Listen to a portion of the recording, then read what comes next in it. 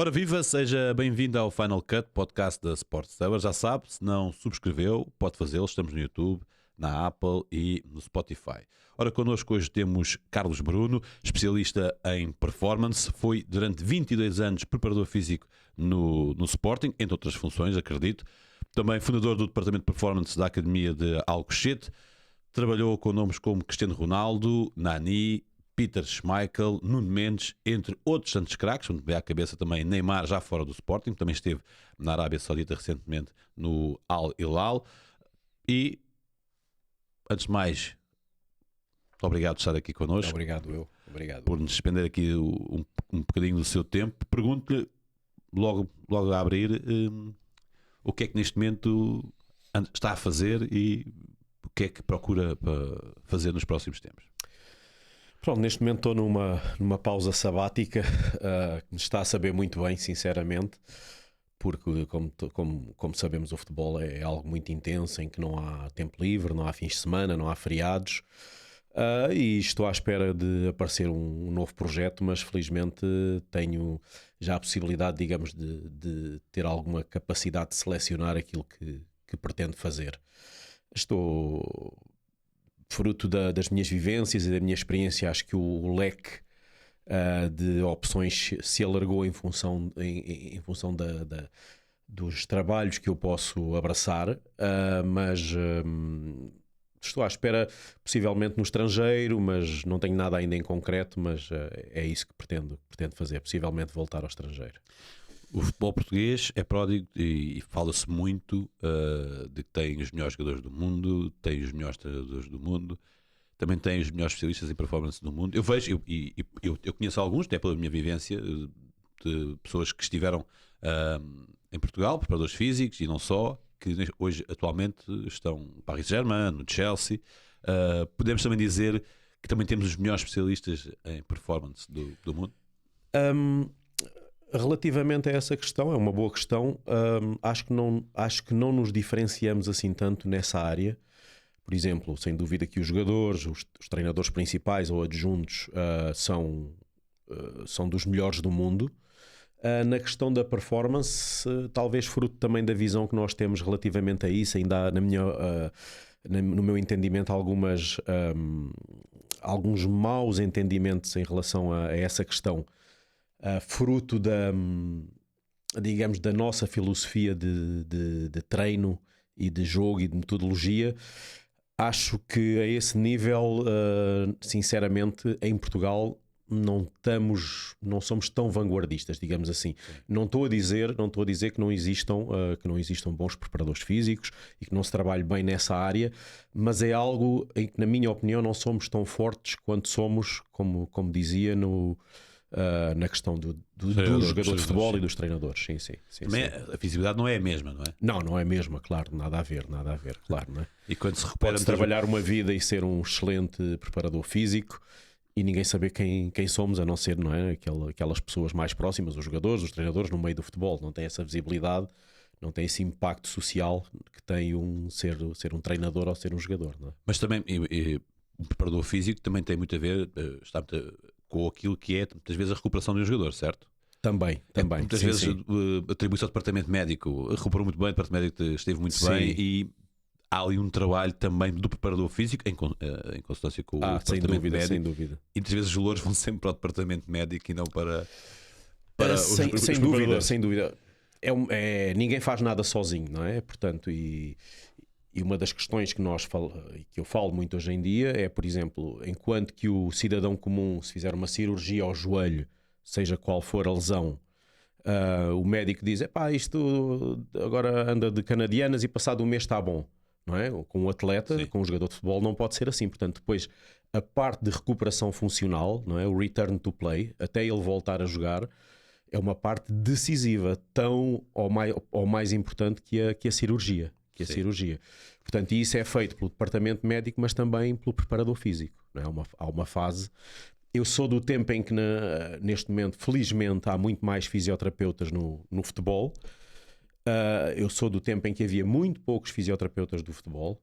Portanto, haviam muitos enfermeiros e os enfermeiros não tinham formação para lidar com essa recuperação, sobretudo recuperação através do exercício, da reabilitação através do exercício, e eu vi-me obrigado a pegar em jogadores numa fase muito precoce, logo pós-operatória, para a qual eu também não tinha formação de base, ou seja, que tive a investir muito a nível individual na minha formação de base para que pudesse fazer isso, não é? Ou seja, ia aprendendo à medida que ia recuperando os jogadores, porque havia um gap em relação a isso, Felizmente agora, portanto, os fisioterapeutas têm mais formação, porque essa é outra questão, porque eu cheguei a estudar fisioterapia também já mais tarde, no sentido de melhorar a minha, ou, no fundo, a minha formação e o meu know-how relativamente Sim. a essa questão, e acabei por desistir porque a fisioterapia em que eu frequentava, uma licenciatura de fisioterapia, era muito generalista, ou seja, não tinha nada a ver com o desporto. Quer dizer,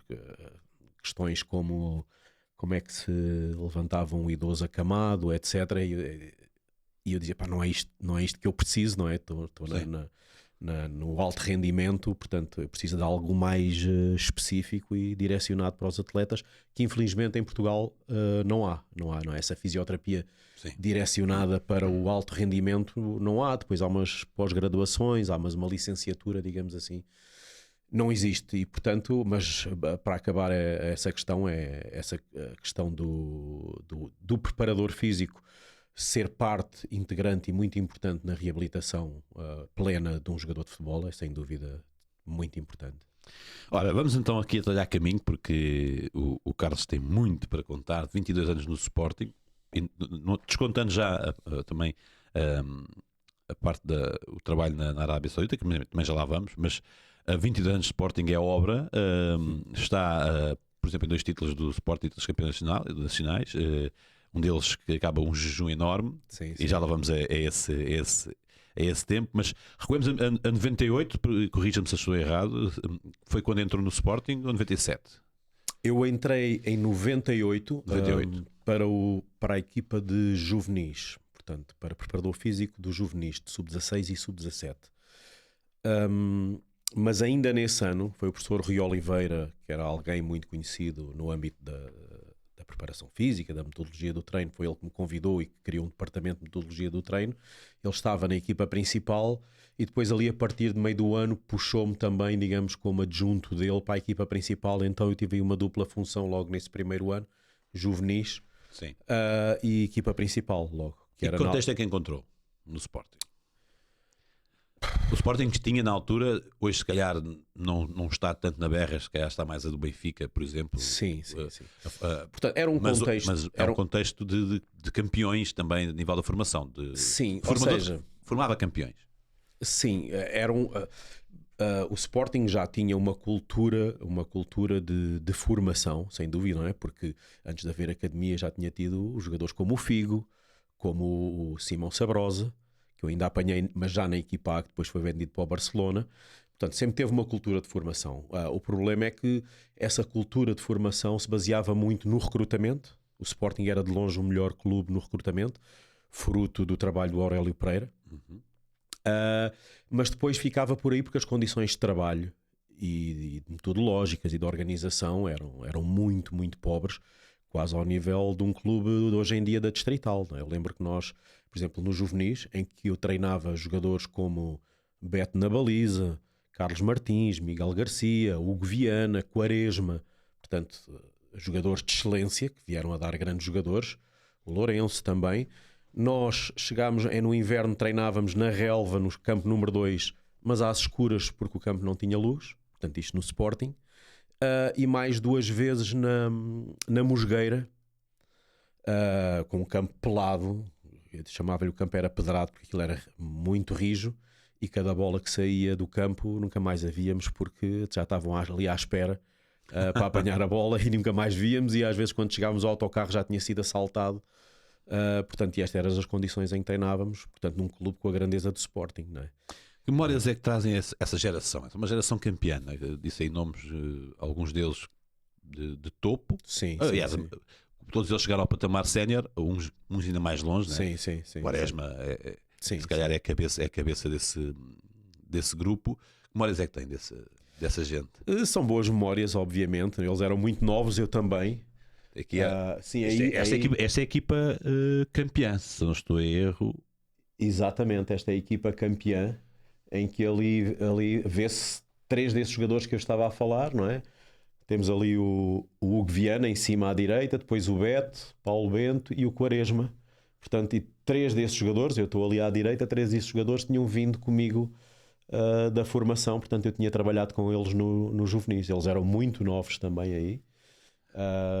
Penso que será um dos Vidigais, o do Vidigal ali, ao lado do Quaresma, depois o Jardel, César Pratos, Hugo, João Pinto e Rui Jorge. E Rui Jorge. Sim, sim, sim. Engraçado porque são alguns deles pessoas com as quais eu ainda tenho uma grande amizade, vários deles, é verdade. Infelizmente ali 2 pessoas já faleceram, treinadores, mas é uma foto que eu agora estou a olhar para ela e me diz muito, não é? Boas recordações. Diga-me uma coisa, em termos de preparação física, como é que era trabalhar com estes jovens? Não estou a falar ainda do patamar sénior, mas sim, daqueles jovens. Muita primazia para a componente física ou o talento? Sim, sinceramente com este grupo não era fácil porque as condições de trabalho, como disse, eram muito más. Portanto, não tínhamos acesso quase a material, mesmo material de campo, não tínhamos acesso a ginásio, por exemplo, ou se tínhamos era de uma forma esporádica que não era regular. E, portanto, ou seja, isto era muito fruto da nossa boa vontade, da boa vontade deles, da disponibilidade, e era muito difícil treinar com qualidade, muito difícil mesmo. Pronto, e depois, mais tarde, noutros anos, ou seja, nos anos posteriores, e quando chegaram à equipa B, etc., já tinham melhores condições, mas iniciar juvenis e júniores nesta altura era muito difícil. Essas condições de excelência surgem quando depois, mais ou menos nesta altura, quando é inaugurada a Academia de Sporting, a Academia de Alcochete, não é? A partir daí muda tudo. Já vamos à Academia. Sim. Quando passa a acumular essas funções, passou muito rápido a acumular funções na equipa principal, o que é que mudou? Muda alguma coisa naquilo que é pedido aos jogadores, na exigência, no detalhe, ou é algo condutor, ou seja, vem de baixo Sim, muda um pouco mais a exigência, se calhar, ou como é que é? É assim, a exigência somos nós que pomos em nós mesmos, ou seja, eu para mim, e sempre tive essa forma de trabalhar e essa forma de estar na vida, para mim, seja uma criança de 12 anos, uma criança de 15 anos, seja jogador do Lourel ou seja jogador do Sporting, a atenção e a dedicação que eu tenho é a mesma. E acho que parte do meu sucesso está por aí, de não diferenciar as pessoas, dizer este é importante, aquele não é tão importante, e então eu adaptar-me e mudar, digamos, o meu caráter, a minha forma de ser e o meu profissionalismo relativamente a isso. Nunca o fiz e acho que nunca o farei. Agora, sobretudo nesta altura, como eu dizia, as condições eram muito poucas na formação e depois, quando chegávamos à equipa, as condições eram todas. Portanto, havia um grande gap entre formação e equipa principal. Felizmente, hoje nos grandes clubes em Portugal não existe. E, obviamente, há sempre algumas diferenças, mas atualmente, quer Benfica, Sporting, Porto, Braga, têm todas as condições na formação para trabalhar muito parecidas com aquelas que há na equipa principal. Agora, eu senti muito, para já também porque era muito jovem e nunca tinha trabalhado no futebol profissional sénior na altura, e quando vou para a equipa principal, não me esqueço, a primeira pessoa como que eu trabalhei que estava lesionada na recuperação era o Pedro Barbosa, e mais velho que eu, já com um nome muito forte, muito, muito pesado, não é? Um grande jogador, uma referência no Sporting, e eu disse, como é que eu vou falar, como é que eu vou agir com esta pessoa? Sim. E quando ele me conhece, cumprimenta-me e disse-me logo, tenho que tratá-lo por professor ou posso te tratar por tu? Logo assim, num primeiro impacto, quase uma provocação, e eu fiquei ali meio atrapalhado. Sim. E depois percebi que aquilo era tudo brincadeira, digamos assim, e foi uma das pessoas que eu até hoje mantenho uma grande amizade E ao contrário do que algumas pessoas hoje ainda pensam, era um grande profissional. Era o que eu lhe ia Era um grande perguntar, profissional. porque apontava muito. Eu lembro de haver na altura pessoas que diziam: ele se trabalhasse mais, Sim, tinha sim. tudo para ser não digo chegasse ao fim, Sim, mas sim, um jogador sim, sim. com capacidade para chegar mais longe do que aquilo que chegou. Ele era de facto com a bola nos pés, era um fora de série. Sim. Mas corrobora com isso ou é de facto muito o que vem de fora Acho que da aparência? Também dele, ele era muito senhor dele próprio, Muito, não é? Não passava muito a cartão ao que vinha de fora, né? Sim. À plateia, não é? Sim. Ele era uma pessoa, pronto, como disse, um excelente profissional. Eu lembro Era, não é? Sim, exatamente. Graças a Deus.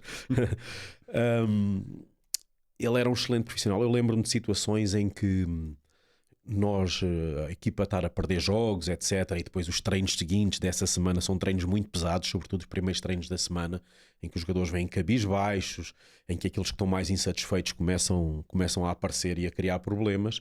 E eu lembro-me de começar os treinos e ele e o Rui Jorge porem-se logo à frente, não é? Comandar os outros, vamos lá, vamos começar, vamos fazer isto, e como facilitavam a mim muito o trabalho, porque eles eram duas referências do plantel, e levavam os outros atrás. Portanto, eles, por exemplo, o Pedro Barbosa, sendo uma pessoa capitão de equipa e com alguma moral, podia também dar uma de bandido, digamos assim. Sim. E eram jogadores um dos jogadores que puxava muito pelo plantel, etc.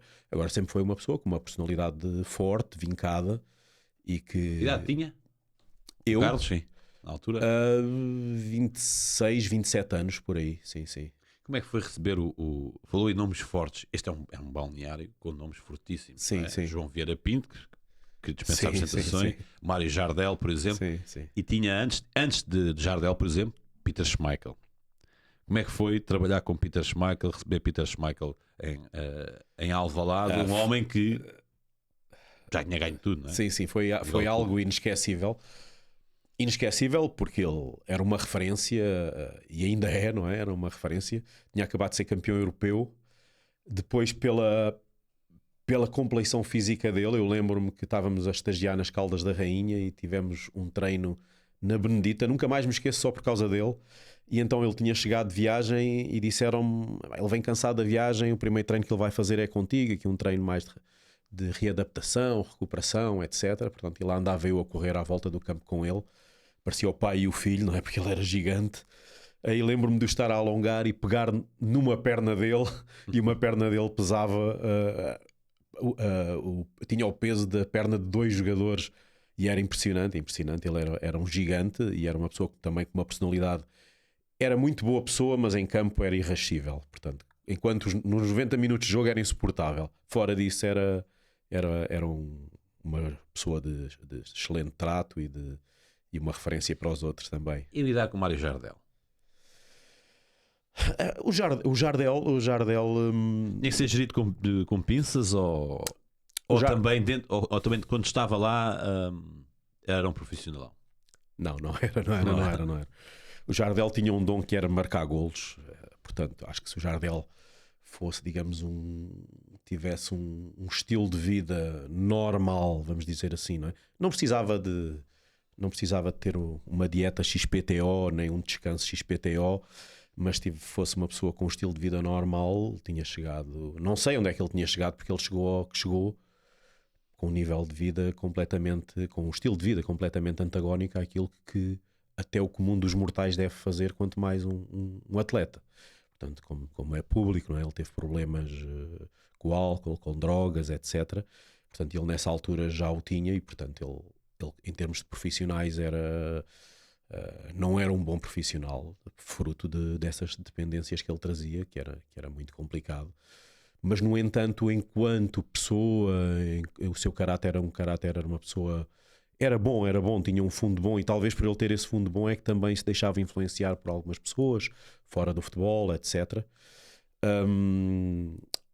Mas não era fácil para ele, não era fácil para todo o staff lidar com ele, fruto dessas situações, não é? Que depois, a determinada altura, se tornaram-se incomportáveis, muito complicadas mesmo, sobretudo para ele, não é? Porque, sobretudo como é para ele enquanto ser humano, mas agora é alguém com uma capacidade tão especial que eu não conhecia até hoje, e não conheci mesmo, e já tive a sorte, como disse, de trabalhar com grandes jogadores, mesmo fora do Sporting. Por exemplo, trabalhei no Al Hilal com o Mitrovic, que é muito ao estilo de Jardel, portanto o que ele faz no jogo é só um toque para meter a bola dentro da baliza, que era o que o Jardel fazia, mas sinceramente acho que o Jardel era superior, era algo... é difícil de descrever porque, portanto, aquilo não era treino, porque ele não treinava. Sim. Mas tinha o João Vieira Pinto que lhe punha a bola lá no sítio certo, não só o João Vieira Pinto, mas como é que foi viver então viver por dentro, né, esse título que pôs fim a 18 anos de junho? Portanto, eu fui campeão em 99-2000, depois foi o Boa Vista em 2000-2001 e voltámos a ser aí com o Jardel em 2000 e 2002. Sobretudo o primeiro título, não é? Porque vinhamos desses 18 anos de junho. Foi... O título com o Inácio e o segundo com o Bolónia, não é? Exatamente. Foi algo indescritível. Foi uma explosão, não é? Dentro do clube, mas sobretudo no país, fora do clube. Nós nem sabíamos que havia tantos sportinguistas. Foi uma loucura. A viagem de Vidal Pinheiro, Salgueiros até Lisboa foi algo indescritível, e acho que na altura não estávamos preparados com a questão da segurança, da polícia, as escoltas, etc. Então nós vinhamos no autocarro e os carros e motas à frente do autocarro, ao lado, atrás, era... Até posso dizer que foi algo perigosíssimo. Sim. Mas que são vivências inesquecíveis. E a nível pessoal, a nível profissional também, que impacto teve esse título, esse ano, na sua carreira? Foi mais um ano, trouxe-lhe muita experiência também, porque acredito que lidar aos 28, aos 29 anos, lidar com estes craques todos e depois também ser campeão deve ter trazido algo, não? Sim, traz sobretudo muita experiência e muitas vivências, porque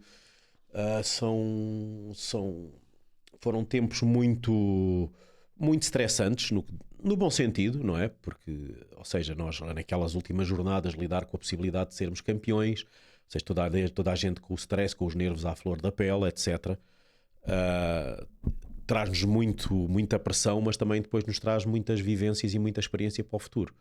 Eu lembro-me, passado 5 anos, quando voltei à formação, ou seja, eu dizia, pronto, isto aqui agora não é fácil demais para mim, não tem segredos, sobretudo em relação ao relacionamento, à liderança. Claro que são coisas diferentes, mas há coisas que os livros não explicam, não é? Exatamente, não é? Portanto, ou seja, quem lidou com esses craques todos e com essa pressão toda, eu lembro-me, por exemplo, de receber o Gabriel Heinz, que também foi um excelente jogador, que ele veio no Sporting, não se ingrou no Sporting na altura, e eu lembro-me de o receber e ser eu a dar-lhe o primeiro treino, mas eu tinha sido muito noticiado nos meios de comunicação, e então o estádio de Alvalade tinha o campo número 3, que era o campo que a equipa usava, fora, mesmo ali ao pé do metro, e foi numa sexta à tarde. E então eu lembro-me de dar o treino ao Gabriel Heinz e estarem milhares de pessoas à volta de um campo que tinha a 1 metro, portanto nem uma vedação tinha aquele corrimão como tem os campos das distritais, portanto, e milhares de pessoas só a olhar para mim e para ele, porque era novidade, porque o campo era no centro de Lisboa e nós estávamos sempre rodeados sobretudo então quando as coisas estavam a correr bem, estávamos rodeados de sempre centenas ou milhares de pessoas a ver um simples treino. Portanto, ou seja, a pressão era diária. Sente falta desses tempos? Sim. Dessa proximidade que havia? É curioso porque depois havia, não vou dizer quem, mas ao mesmo tempo são coisas que já passou muito tempo, se pode contar, eu não vou dizer o nome do jogador. O principal problema não era o Gabriel Heinz, era outro jogador que estava a treinar com ele, mas estava embriagado. E portanto, um jogador que tinha chegado embriagado, era um jogador que também tinha problemas com o álcool, e estar a treinar com milhares de pessoas à volta, ou seja, qualquer coisa que acontecesse, aquilo ia ser capa de jornal, ia ser um problema logo ali em tempo real. E portanto teve que fazer essa gestão também, essa gestão muito difícil. Mas sente só, acha que o futebol caminhou no sentido certo de blindar muito os jogadores desta proximidade com os adeptos. E eu também recordo-me de sempre que havia um treino. Aliás, todos os treinos eram abertos e estava sempre gente a ver os treinos, quer no Benfica, quer no Sporting. Sim. Andou no sentido certo, ou seja, proteger mais os jogadores, ou é algo bom que se perdeu? Eu acho que eu sou uma pessoa até politicamente já fui fundamentalista, e agora já não sou. E acho que no meio está a virtude. Ou seja, passámos de uma situação demasiado exposta, porque eu cheguei a ver, por exemplo, nessa altura, quando as coisas não corriam bem, nós saímos do balneário e tínhamos que atravessar uma estrada pública para chegar ao campo de treinos. Portanto, ia haver situações de violência entre adeptos e jogadores, porque começavam a insultar, eram centenas de pessoas e, portanto, ou seja, isso não era bom para ninguém. Mas chegámos agora ao oposto, em que os jogadores também estão demasiado protegidos, e acho que é importante esse contacto entre os adeptos, e porque são os adeptos que fazem esta grandeza do futebol, não é? Portanto, ou seja, nós temos que olhar para os adeptos e temos que lhes dar também alguma coisa. Portanto, acho que há um equilíbrio. Obviamente não pode ser como era antigamente, não pode ser sempre à porta aberta, mas acho, na minha opinião, que deveria existir mais vezes essa questão dos treinos às portas abertas. Porque também era nessa altura muitas vezes que os pais levavam os filhos a ver os ídolos, que havia ali mais algum contacto próximo de uma assinatura, de uma conversa, e isso são coisas marcantes, não é? Isso são coisas marcantes para os miúdos, são marcantes. E portanto, e acho que sobretudo é uma cultura muito latina, daquilo que tenho visto lá fora, essa questão do fechar o grupo, não é? Do fechar o grupo. Não, ninguém pode ver, ninguém pode contactar. Eu tive uma experiência já há muitos anos também, tive uma experiência no Manchester City, estive lá a estagiar. Era um outsider, portanto pedi para ir lá estagiar, estava no Sporting, apenas ia com blusão do Sporting, e quando dei por mim, estava, em vez de ver o treino na bancada, estava dentro do campo, mas literalmente dentro do campo, a ver o treino com o Barry Guistein, o diretor desportivo. Eu é que estava incomodado, porque estou aqui dentro do campo, mas para eles aquilo na cultura inglesa era uma coisa normal. E estava a almoçar no refeitório dos jogadores profissionais, portanto a almoçar ao lado do Joe Cole, guarda-redes, do Tevez, nessa altura, e eu é que estava incomodado com aquilo, e como eu havia lá mais gente, portanto eram os amigos do Tevez, o irmão já não lembro dos jogadores, mas de outros jogadores, portanto aquilo, e é impensável em Portugal isso acontecer, não é? Sim, eu não estou a dizer que é bom nem que é mau, mas é impensável, portanto é uma cultura completamente diferente. E não é por causa disso que eles deixavam de ganhar ou de perder. A verdade é, ou perdiam ou ganhavam por causa disso. Não é? Eu acho que é a cultura latina também. Se esconde muito, fala-se demasiado de futebol, sem ser de futebol. Muito, sim. E já voltamos aqui ao Sporting, mas há aqui uma curiosidade que eu tenho, já estou aqui para lhe perguntar aqui há alguns minutos, que é, muito mudou, não é? Os jogadores hoje muitos deles têm uma equipa à volta deles, contratada por eles. Chamadas entourages, não é? Uhum. É fácil para, por exemplo, um preparador físico, não é? Lidar com este com este tema, no sentido de que há jogadores que depois chegam a casa e vão fazer eles um trabalho específico sim. do preparador físico deles, não é? Como é que funciona este processo? É um processo de ânimo leve, traz atritos? No sentido de estão a trabalhar uma coisa e depois, se for preciso, o preparador físico pessoal, o personal trainer do jogador vai fazer outra coisa. É algo que complica ou é um descomplicómetro? Antes, pelo contrário, é um facilitador. É uma questão extremamente pertinente, porque isso é algo que realmente existe. Não o podemos negar e não podemos. Acho que a pior coisa é fingir que não existe e não querer saber, porque depois aí perdemos o controle a 100% disso. Ou seja, a partir do momento em que nós percebemos que o atleta, o jogador, trabalha com um personal trainer ou um preparador físico por fora, a melhor coisa é estabelecer ligação com essa pessoa e manter uma via aberta para falar com ele, para dizer o que se fez, para ele nos também... Ou seja, haver aqui comunicação para que não hajam mal-entendidos e para que o trabalho seja profícuo e que seja um trabalho que ajude o atleta e não que possa prejudicar, não é? A mesma coisa também, muitos deles têm fisioterapeutas, etc. E isso é uma realidade atual, sobretudo no alto rendimento, não é? Nos jogadores que têm capacidade financeira para ter. Eu apanhei jogadores que tinham staffs enormes, apanhei jogadores que tinham desde preparador físico, fisioterapeuta, Operador de redes sociais. sim, barbeiro, cozinheiro.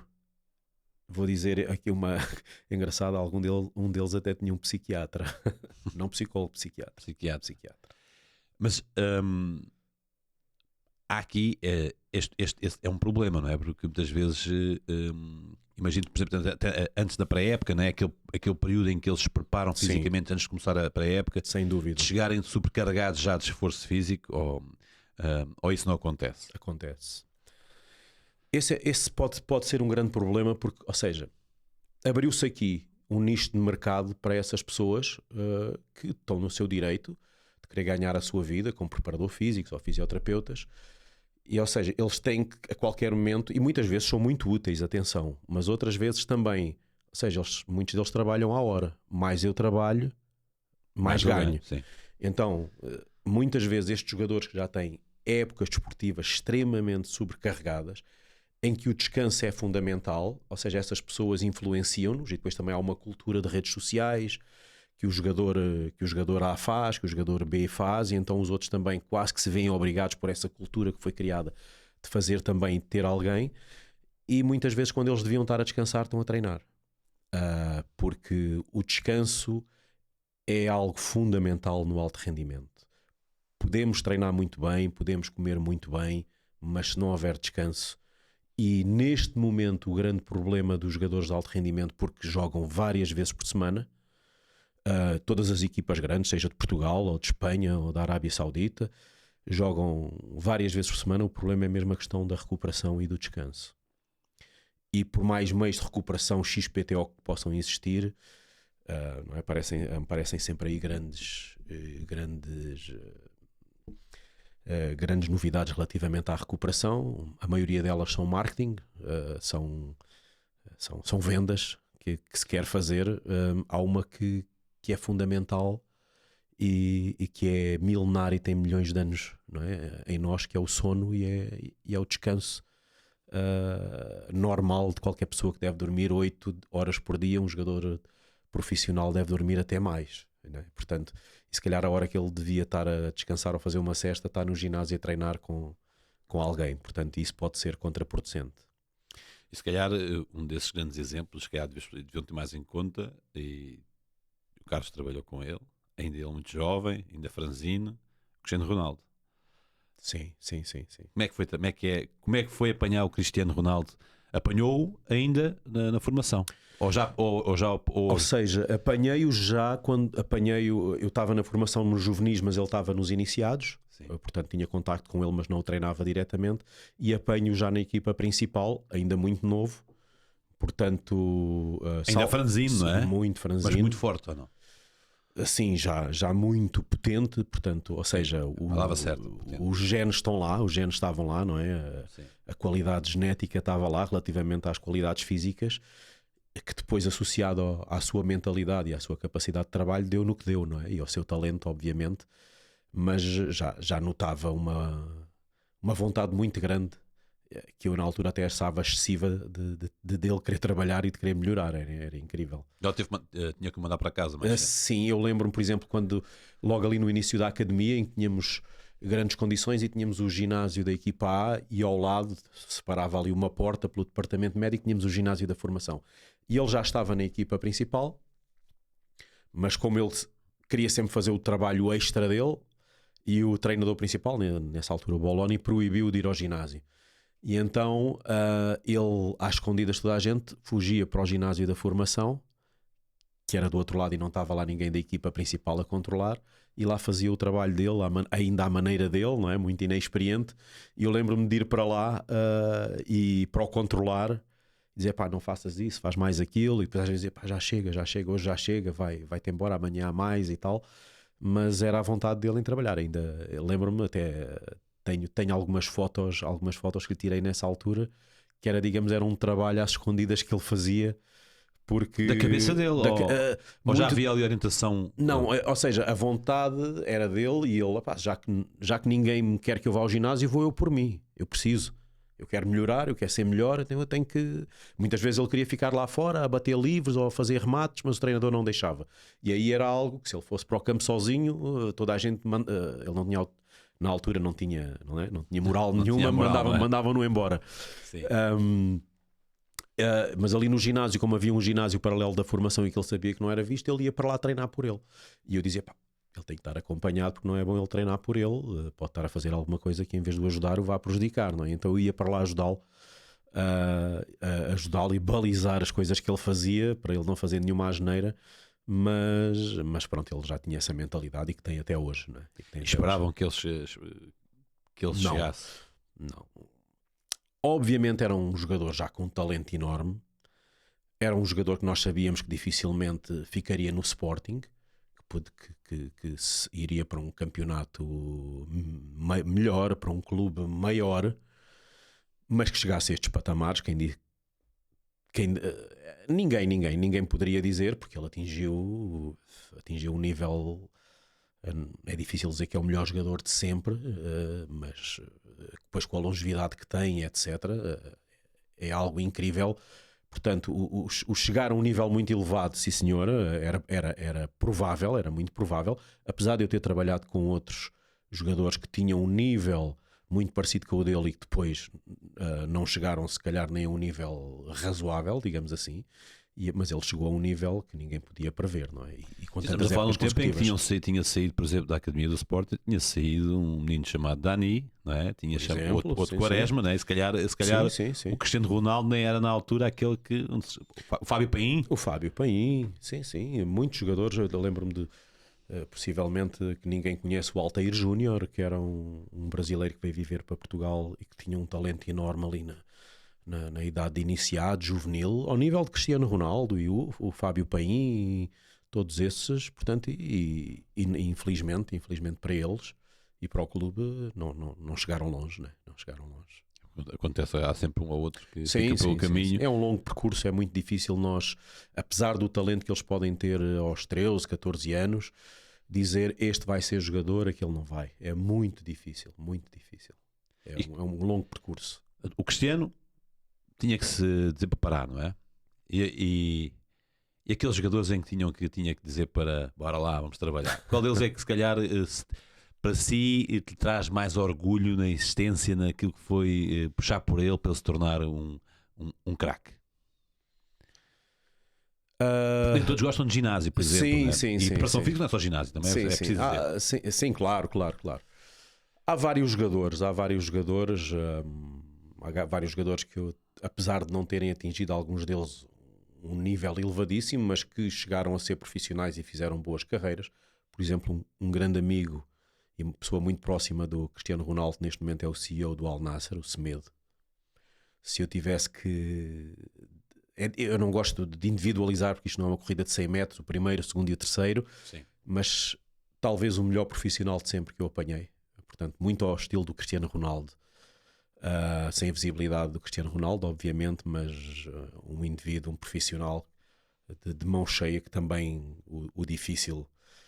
Ele queria tanto e era tão agressivo que eu lembro-me de estar a fazer uma recuperação, uma reabilitação com ele, e ele ali numa simulação de disputa de bola, ele me fez um carrinho e pôs-me no chão. Portanto, eu era o treinador dele, mas sem maldade nenhuma, não é? E portanto, e alguns jogadores que aparentemente sem muita qualidade, que eram para ser dispensados.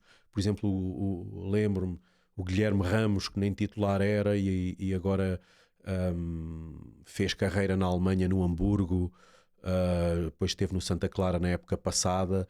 Portanto, jogadores que eram de nível banalíssimo, digamos assim, fruto do seu trabalho e da sua dedicação, e são jogadores que no início, um central, Jorge Teixeira, que chegou a fazer uma grande carreira no Zurique da Suíça, no Basileia, no Charlton, portanto, jogadores, digamos, de segunda linha, mas que sem essa capacidade de trabalho, sem esse acreditar, portanto, sem essa dedicação, tinham sido jogadores, se calhar, aqui de um CNS e que pode-se dizer que não ganhavam para comer, não é? E são esses jogadores também que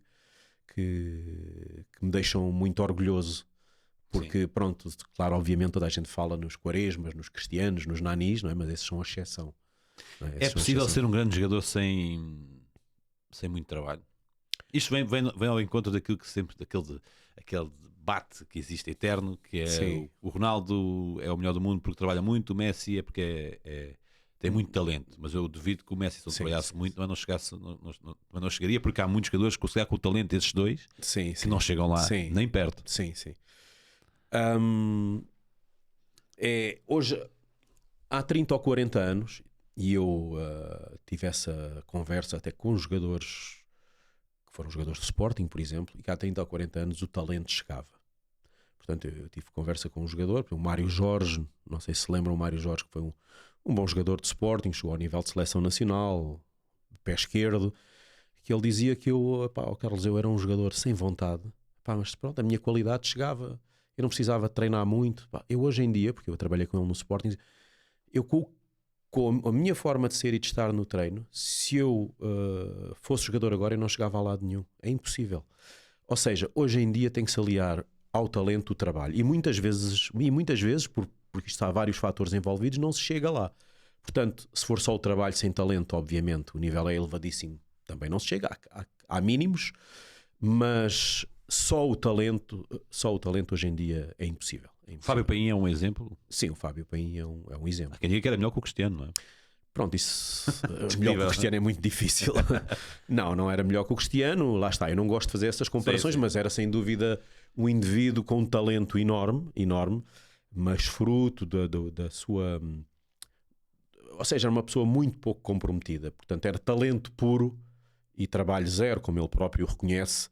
Portanto, sim. Ele não tinha esse espírito de sacrifício, não tinha essa motivação, e então chega a uma altura em que o futebol os duelos se tornam muito intensos, o futebol se torna muito rápido, a capacidade física está presente em todas as situações, e ele, portanto, continuava só com o talento e todo o resto não tinha, não é? Não tinha, e então ficou pelo caminho, infelizmente.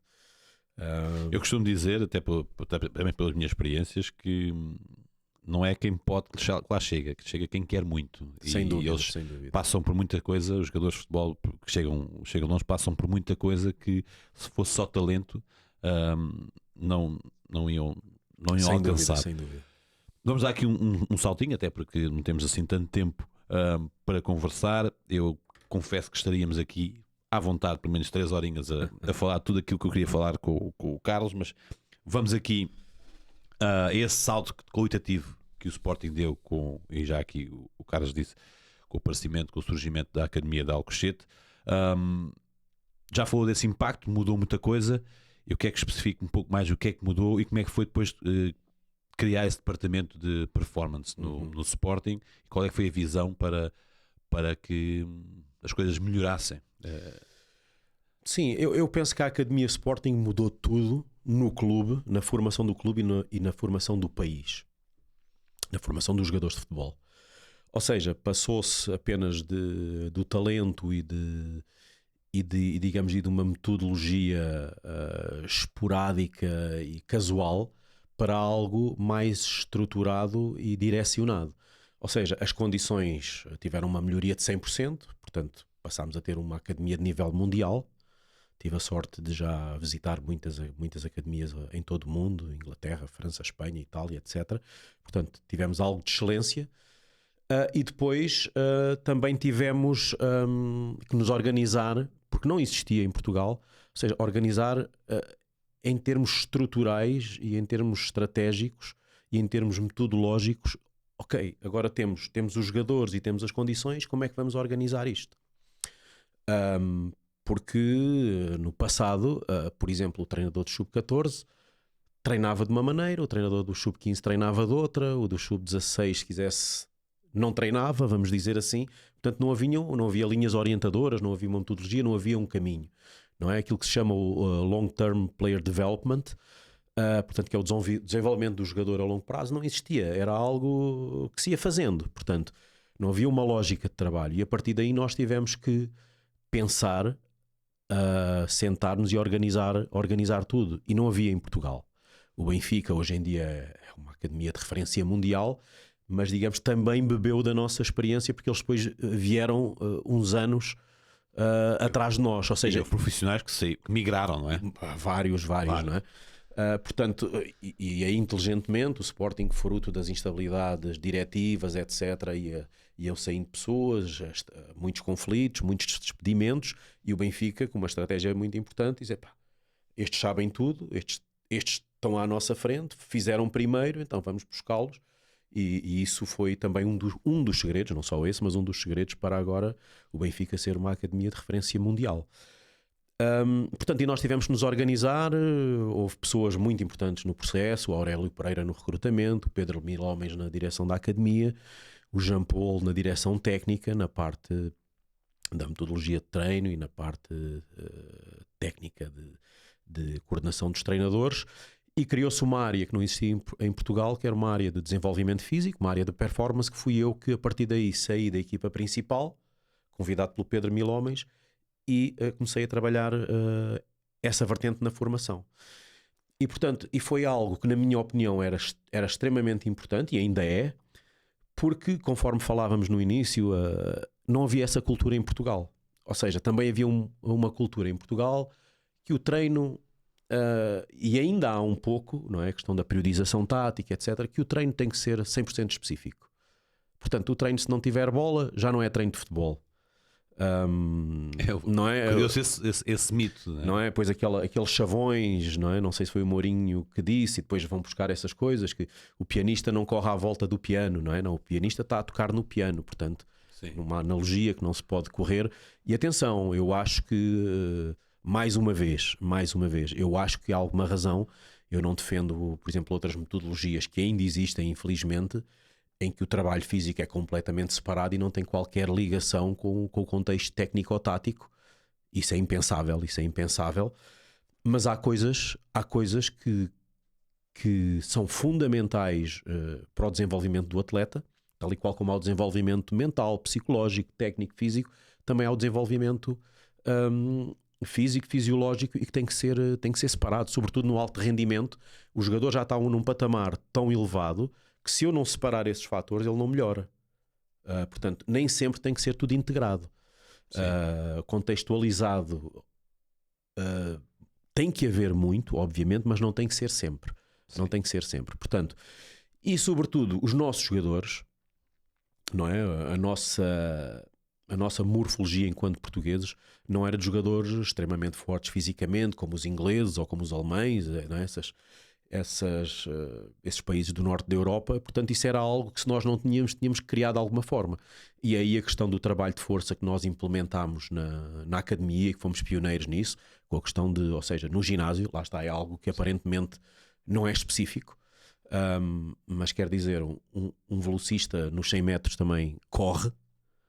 Ou seja, é corrida, é um sprint de 100 metros neste caso. E são enormes, não é? E são enormes, e 60% do tempo despendido numa semana de treino é dentro do ginásio. E, portanto, aparentemente nada tem a ver com a corrida, porque a corrida é algo extremamente específico também, que aparentemente nada tem a ver com o ginásio. A verdade é que, se eles forem melhores no ginásio, aquilo tem um transfer para fora e vão ser melhor, portanto, nessa ação física explosiva. Esse trabalho foi feito, por exemplo, com Rafael Leão e Nuno Mendes? Sim. Ou seja, todos esses nomes têm um processo de vários anos. Portanto, eles entravam na academia aos sub-14, desde os sub-14 que começavam esse trabalho, depois com aqueles mitos que a musculação para o crescimento, que a musculação provoca lesões, que a musculação faz os atletas lentos. Nessa altura, esses mitos ainda existem. Tira elasticidade, exatamente. Portanto, eram mitos, e que muitas vezes nós tivemos problemas, porque depois... os jovens ouviam o treinador que tinha trabalhado com ele, ou o pai, ou o primo, portanto, e nós tínhamos que desmistificar tudo isso, e tivemos ali numa fase inicial de remar contra a maré e de ser muito assertivos, porque nós tínhamos a certeza daquilo que estávamos a fazer. É curioso que, passado uns anos, o José Peseiro aparece na equipa principal, e foi numa época em que vários jogadores ainda júniores, Miguel Veloso, salvo erro, o Semedo também, João Moutinho, Yannick Jaló, são assim nomes que eu me lembro. O Nani vem antes? O Nani, não sei se o Nani também nessa altura. Nani. Campeões que foram campeões com o Paulo Bento Júnior. Sim, exatamente. Portanto, eles entram com o José Peseiro na pré-época, fazem a pré-época na equipa A, eram júniores ainda, a maioria deles, portanto ainda não eram adultos na sua plenitude, e eles fizeram avaliações físicas e os nossos júniores eram os melhores no plantel profissional, não é?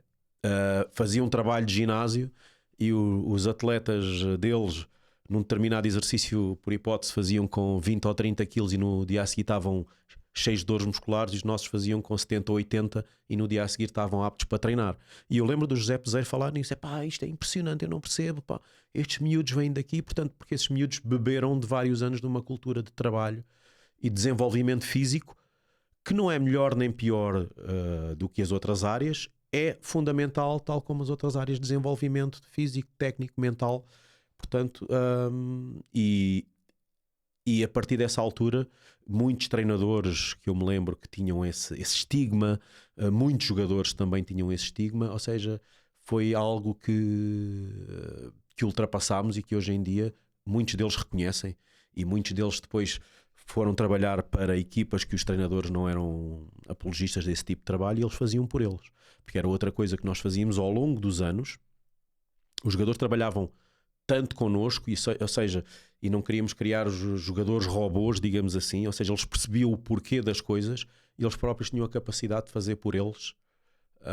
Ok, já que não está ninguém aqui para me orientar, eu sei o que é que tenho de fazer, porque já fiz vários anos, portanto sei como é que faço e sei como é que mantenho os meus níveis de força, como é que mantenho os meus níveis de potência, e sabendo que isso também é o melhor que há para a prevenção de lesões, não é? Algo que está muito em moda em falar-se da prevenção de lesões, e para mim a prevenção de lesões não é mais que um atleta altamente treinado, ou seja, um atleta com grande robustez física, um atleta com índices físicos extremamente elevados, é um atleta que é muito mais difícil de lesionar porque aguenta tudo. Se eu tiver um atleta fisicamente débil, qualquer coisa que aconteça, portanto ele vai se lesionar. Portanto, um atleta fisicamente, altamente preparado fisicamente, é um atleta que se vai lesionar muito menos, de certeza. Traz-lhe orgulho ver, por exemplo, o Nuno Mendes chegar onde chegou. Muito, sim. É um protótipo de atleta Sporting. É claro que ele tem que... vamos lá ver, portanto, o trabalho só por si, como falávamos, se não houver características genéticas, se não houver um talento por trás, o trabalho só por si, ou seja, tal e qual como um velocista nos 100 metros, há pessoas que podiam treinar o resto da vida e até recorrer a ergogénicos não legais ou ilegais, podiam tomar tudo e treinar tudo que nunca chegariam lá. Ou seja, há que haver aquele potencial de talento e genético, não é? Mas sim, mas é um protótipo, daquele jogador que nós trabalhamos. Trabalhávamos na altura tanto quanto possível para gerar vários Nuno de Mendes, sabendo que, não é, em várias gerações é muito difícil aparecer mas felizmente são inúmeros os atletas que saíram para o alto nível, não é? Podemos estar aqui a falar, por exemplo, do que o Benfica está na ribalta, mas a verdade é que o Sporting continua ano após ano a trazer, fruto do trabalho dos seus profissionais, trazer grandes jogadores para nessa a ribalta, altura, não é? também o Mateus Nunes, não é? Que está no Manchester City, o Rafael Leão, etc. Portanto, jogadores de altíssimo nível, não é? De altíssimo nível. Ora, vou dar aqui um pulinho. Qual foi o contexto mais diferente, eu não vou dizer mais complicado, mas mais diferenciado que encontrou? Em Angola, por exemplo, ou na Arábia Saudita? Pronto, em primeiro lugar, são experiências completamente diferentes daquilo que são as nossas vivências em Portugal. Algo que eu gosto muito, gosto de sentir, viver e mergulhar noutras culturas, e perceber que o mundo vai muito para além do nosso dia-a-dia, até do mundo ocidental a que nós estamos habituados. Pensamos que a Europa, os Estados Unidos ou o Canadá são o centro do mundo e não são, ao contrário do que nós pensamos. Também são, mas não são só. E para mim Angola foi algo marcante, porque é a África e é algo marcante sobretudo na questão das vivências diárias, vivências sociais, porque A dificuldade diária, a dificuldade de vida das pessoas, a miséria é algo indescritível, e é algo que, sinceramente, acho que todas as pessoas deviam passar por África ou por um país parecido com Angola, e há outros piores. Eu tive também a oportunidade de visitar, por exemplo, a Líbia, em que estava tudo destruído, tudo militarizado. Mas Angola, sobretudo, que não é um país em guerra, felizmente, mas a miséria social, as dificuldades são tantas que é algo marcante e é algo que nós devemos viver e contextualizar depois no nosso dia-a-dia para percebermos que nós somos ricos. Independentemente de quem vive aqui em Portugal, a maioria de nós somos ricos, porque nós somos a exceção e não somos a regra, porque são milhões, para não dizer bilhões de pessoas que vivem naquelas situações de por exemplo, nós estamos a gravar isto de manhã e as pessoas ao almoço não sabem se vão comer ou não, porque não têm dinheiro, não têm comida, porque não sabem se vão comer ou não. Vamos ver como é que eu me vou desenrascar. E é algo para mim extremamente marcante. Portanto, é essa parte social, mas por outro lado, também a cultura de boa disposição, de alegria, apesar de não terem nada, apesar destas dificuldades, da esperança que nunca perdem, acaba por ser muito interessante, um contraste. E realmente a África marcou-me. Eu nunca tinha ido a esta África subsaariana e marcou-me. Ou seja, é algo muito duro, muito difícil, que nem toda a gente consegue viver aquilo, e também perigoso, mas que eu gostaria de voltar lá, curiosamente. Gostaria de voltar lá porque as emoções ficam muito à flor da pele. Ou seja, o melhor de nós, a sensação é que porque nós podemos, acabamos sempre por conseguir ajudar alguém. Porque fazer a diferença, infelizmente para muito poucos, porque são milhões que precisam de ajuda, mas nós, aquela pessoa que mora mais perto de nós, aquelas crianças que nós vamos despejar o lixo e estão lá no lixo a tentar comer alguma coisa, etc. Essas pessoas, pelo menos naquela altura, nós conseguimos ajudar com qualquer coisa e portanto isso também nos dá alguma paz de espírito, não é? E para mim isso foi uma grande vivência, E na Arábia Saudita? Trabalhar com o Neymar é um desafio. O Neymar acaba por estar muitas vezes nas bocas do mundo porque o talento não chega. Sim. Mas há muitas vezes que não chega porque ele não quer, né? É o tal jogador que se calhar está bem como está, nem se arrepende de não trabalhar mais. Como é que ele é como profissional, sem estar aqui sim, eticamente o Neymar o Neymar tem uma particularidade no trato, no dia-a-dia é excelente, é recatado, mas é uma pessoa agradável. Eu gabo-lhe a paciência porque ele todos os dias tinha 50 camisolas para assinar e bolas, e as pessoas pediam-lhe e eu ia-lhe pedir para fazer um vídeo para o meu filho e ele sempre disponível. Eu não tinha essa paciência porque é constante, mas tinha a particularidade de ter, portanto, desde a altura em que ele saiu do Santos para o Barcelona, o preparador físico e o fisioterapeuta são os mesmos, portanto, andaram sempre com ele, portanto, e ele trabalhava tirando a parte de campo que era integrada, tudo o que era extracampo. Portanto, as questões extracampo, quer no departamento médico, quer no ginásio, eram sempre feitas com os fisioterapeutas e preparadores físicos que estavam integrados connosco. Aí era muito fácil, porque além deles serem excelentes pessoas e muito abertas e estarem habituados a esta situação, portanto, eles equipavam Al Hilal e tudo, portanto, e estavam lá connosco. Sim. E era muito fácil combinar o trabalho e a prescrição deles bater certo com a nossa, porque eles estavam ali no dia-a-dia connosco, mas ele tinha essa particularidade, portanto trabalhava com eles. Última questão, estamos com uma hora de conversa, parece que começou Passou num instante. Passou num instante. Para onde caminha a área da performance nos próximos 10 anos? Temos a inteligência artificial também a entrar aí pelo meio, tempos difíceis a nível de polos na sociedade, de esquerda e direita. Pergunto para onde caminha a área da performance perante estes desafios que a própria sociedade tem, e quais são os caminhos que o Carlos ainda quer desbravar? É uma excelente pergunta, porque eu acho que, em primeiro lugar, é algo que eu cada vez mais sou uma pessoa que acho que, e defendo isto, quem só percebe de futebol, nem de futebol percebe. Ou seja, e que nós temos que estar atentos a outras áreas da sociedade e a outras questões humanas, porque o futebolista, antes de ser futebolista, o futebol é uma atividade humana, não é? Portanto, é um ser humano. E esse ser humano é muito mais que o número, que uma questão informatizada, portanto, falando dessas questões todas da inteligência artificial, de cada vez temos mais acesso a dados feitos ou por GPS ou por outras tecnologias, e eu acho que nós passamos de uma fase que eu apanhei ainda completamente anárquica em termos de organização do treino, em termos de direcionamento dos conteúdos de treino, etc., para algo que agora se está a tornar polarizado, está a tornar ao contrário, é que o jogador é o número. Ou seja, ele tem um relógio para ver se dormiu bem, tem um número, uma classificação se dormiu bem, se dormiu mal, se o treino foi bom, se foi mau, se o que ele correu no campo foi muito ou foi pouco. E sem dúvida que isso são questões que ajudam, mas são dados complementares. Portanto, uma coisa é complementar o jogador, o atleta, o homem, o ser humano, e outra coisa é que eu já noto muita gente a deixar o ser humano ali e olhar só para os dados.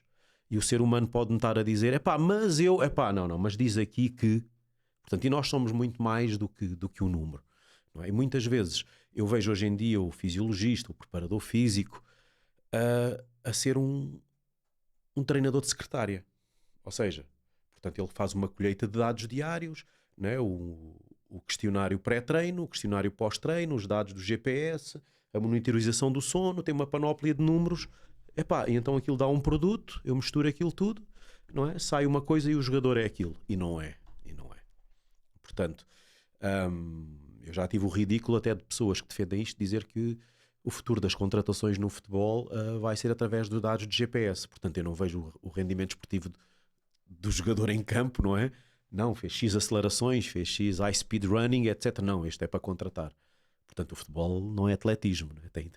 Tem muito mais. Sim. Mas eu acho que está a polarizar, a entrar num extremismo relativamente a estas situações. E para mim há situações que são ridículas relativamente que se tornaram ridículas, não é? Nós queremos ser tão científicos, não, a questão da ciência, ok, a ciência ajuda ao futebol, mas o futebol não é uma ciência, são coisas diferentes. Portanto, e obviamente eu também acredito muito na ciência em geral e no futebol em específico, mas vai muito para além disso. Por isso é que há treinadores que são altamente científicos e depois não têm sucesso desportivo. Não é?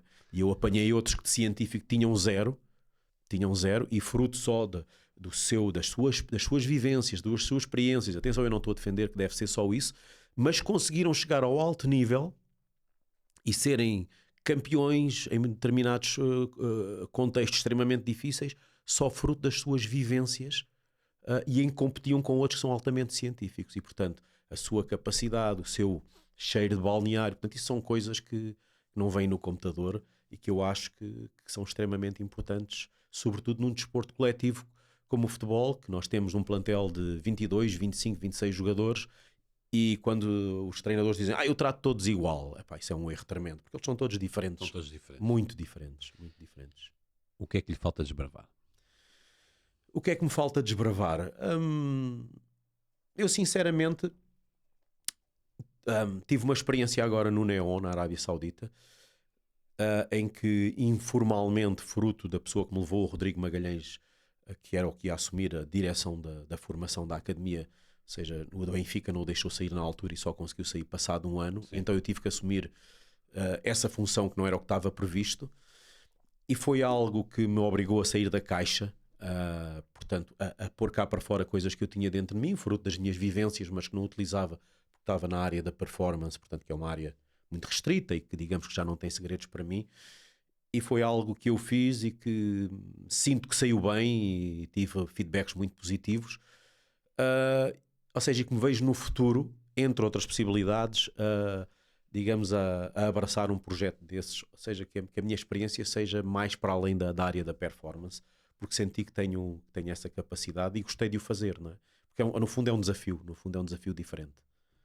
Carlos, muito obrigado. Desejo o maior sucesso do mundo Eu é que nos agradeço. próximos projetos. Eu digo isto muitas vezes, mas uma vez mais é verdade. Estaríamos aqui à conversa mais de 1 ou 2 horas só para eu falar daquilo que tenho aqui que gostava de falar, talvez numa outra oportunidade, mas para já Sim, fica senhora. esta belíssima conversa que passou a correr com temas diferentes, a falar de futebol, sem ser só meter a bola dentro da baliza. Já sabe, se gostou, clicar aí no like, comentar, partilhar. Nós voltaremos noutra oportunidade com mais um convidado de muito valor. Até à próxima.